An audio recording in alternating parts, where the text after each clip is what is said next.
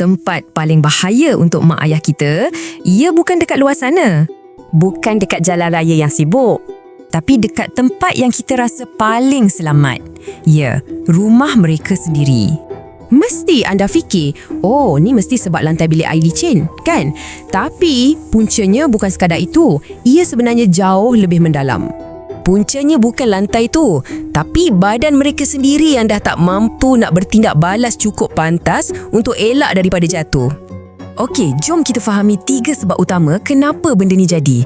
Semakin umur meningkat, ada 3 sistem dalam badan kita yang mula jadi perlahan. Dan selalunya, kita tak perasan pun. Yang pertama, sistem keseimbangan badan. Otak mereka dah jadi makin lambat hantar signal bila badan mula goyang. Lambat sikit je, mungkin tak sampai sesaat pun, tapi kelewatan itulah yang buatkan mereka jatuh. Yang kedua, refleks. Kaki tu mungkin nampak kuat lagi, boleh jalan macam biasa. Tapi refleks untuk tahan badan bila tergelincir atau tersadung tu, yang tu dah jadi slow sangat. Kaki tak sempat nak selamatkan badan. Dan yang ketiga, penglihatan.